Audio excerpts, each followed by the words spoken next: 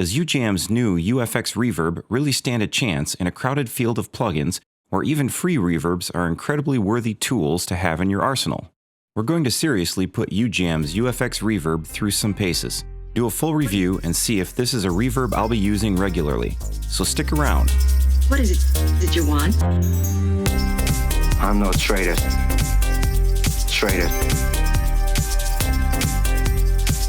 I didn't give Ujam's new reverb a second look when it came out several months ago, even after watching a few creator videos on it. I mean, it looks nice. The color scheme is actually really nice, but it also looks pretty basic. I passed it off as another in a long line of reverbs that probably did the same thing most of my other reverbs did. That was a mistake, because it's got some serious potential. Take a listen to this.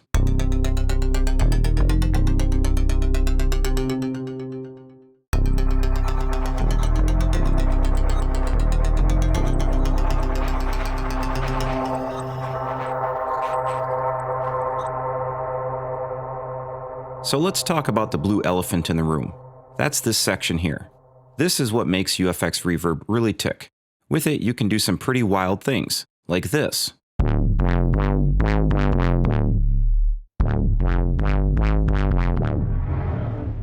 And this.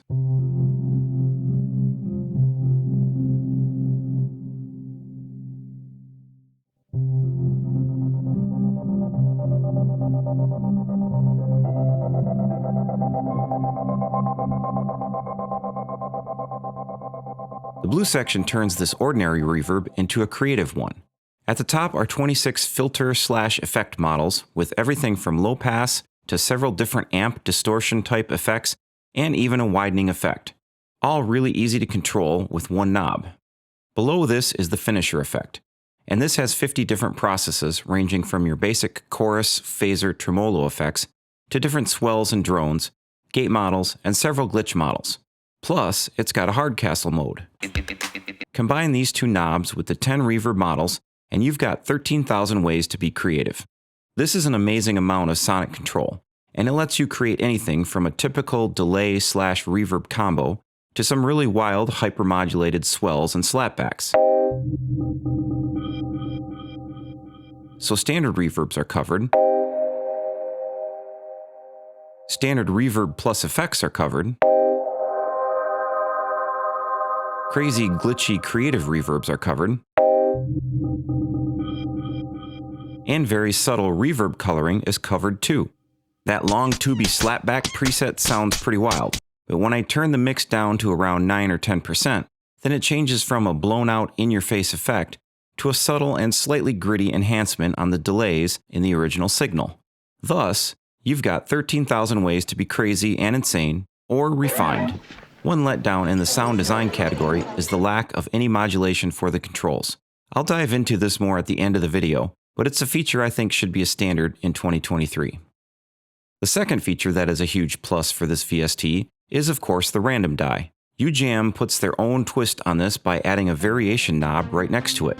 Want to make just a few slight changes to the controls and see what happens?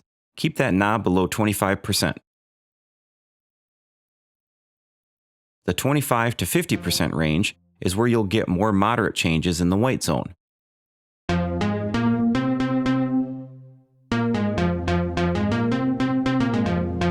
Above 50% is where you will see changes to the filter and finisher models in the blue zone.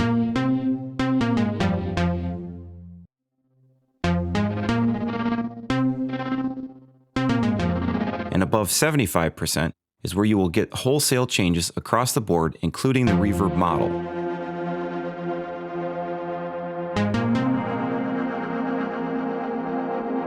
At 100%, the filter and finisher sections can even turn on and off. This seemingly small thing is actually really useful. I recommend starting in the 75% to 100% zone until you get something that you like, and then dial the knob down below 25%, or just change the parameters yourself. Ujam recommends having your mix around 50% so you can actually hear the changes and then dial this down to taste as you go. You can even lock the mix amount while randomizing the other amounts. The only thing missing from this equation is the ability to heart or star different patches that you create. There's one more little quality of life feature that's a nice bonus. Did you hit the surprise die by mistake? Or maybe you want to go back and forth comparing two different reverb models. Just use the undo, redo buttons here. All of these cool features wouldn't amount to much if the sound quality of the reverb was junk. With 10 different modes, Ujam covers quite a bit of sonic territory, so I'll play a few of the basic reverb mode patches and compare it to similar products from other manufacturers, and you can decide for yourself which sounds better.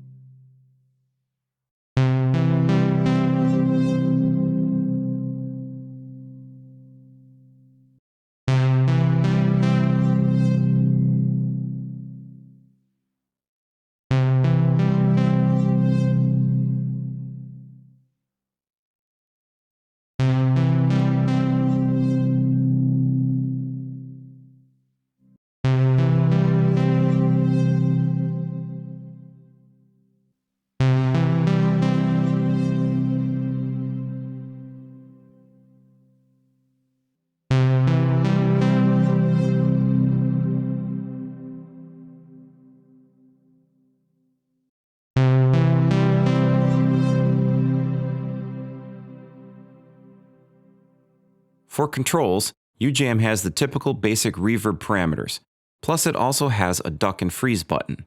The duck lowers the gain on the reverb output while you are pressing down on the keys, and releases it once you stop playing. This is similar to several other recently released reverbs, and it works very nicely. The freeze is really well done. I've seen the freeze button on other products work not so great, but here it does what it's supposed to. The reverb freezes and you can still play over the top of the sound like a background drone. In my opinion, this is a very nice and smooth sounding reverb. It doesn't offer the pristine control when compared to something like UVI's Plate, but it holds up pretty well against products that cost considerably more. Ujam's aim with pretty much all of their instruments and effects is to sound good right out of the box without having to tweak dozens of controls, and UFX Reverb does just that. And, as a creative reverb, it provides a lot of sonic space to tweak. I think the sound quality gets an A in my book. One thing that impressed me with the controls on UFX Reverb was that everything was dead obvious. The knobs provide instant feedback on whether you are increasing or decreasing a parameter. The layout is super smart. The UI comes in two sizes, and there is even a little bell icon that lights up if there is an update that you need to download. There is no menu diving at all, and everything is on one page. Essentially that basic interface thing I was complaining about earlier, well, it's actually a big plus. Finally, let's talk about the patches. There are 100, which is an average number for a $69 effect, so it's not an off-the-chart amount of content like the recently reviewed Synth Anthology 4. That's not really a huge deal with this plugin, however, as it is so simple to create new patches, and the Save As button is right at the top. Just hit the die, click the Save As, and come up with a patch name. You can't get simpler than that. We have the arch. The arch. The arch. You guessed it. The arch. It goes in the square hole. In fact, as I am writing this review, with about 4+ hours of playing around, I have over 40 of my own patches that I've created. But while the ease of use factor is great, I have to be fair and rate UFX Reverb by what the rest of the industry is doing, so the score will reflect this. One big thing missing from the whole package is the inclusion of a couple of ADSR curves and LFOs that you could assign, because that would be very powerful. Ujam's workaround to this is to suggest that you use your DAW for that task. Some DAWs let you do this pretty easily, and with others, it takes some work. But this is almost always an additional step in the process, and one that could be simplified if it were included. Going from your VST or effects stack into your DAW can also be a different mindset. For me, synths are my creative playground, while Reaper is my organizational tool. Yeah, it's maybe a small thing, but it's a thing. Another opportunity for Ujam to up the ante with the UFX Reverb is to add a shimmer model. The 8 modes that are included are pretty comprehensive, but shimmer isn't one of them, and frankly, using the filter and finisher section on a shimmer reverb would be really cool. One way this could be implemented is by actually adding a shimmer section that you could turn on or off. That way you could shimmerize a spring reverb if you wanted to. Lastly, a digital EQ section with 3 to 5 bands would be excellent. Reverb has implemented this really well. Of course, adding these things maybe goes against the grain a bit with Ujam's philosophy, which is to keep it simple and provide good sound right out of the box. But as a power user, these are the things I would be looking for if I wanted to create one reverb to rule them all. When I first sat down to do this video, I initially was not going to do a full review. Ujam provided me with a free copy of UFX Reverb in order to create content, and I don't want to get into a situation where the integrity of this channel is compromised. But throughout the course of putting the plugin through its paces and coming up with content, I knew I had to do a full review, mainly because this is a really good plugin, and I knew that it was one that I would continue to use on a regular basis. I had several wow moments with a couple of the presets. Wow. It was super easy to use, and I was making presets like crazy.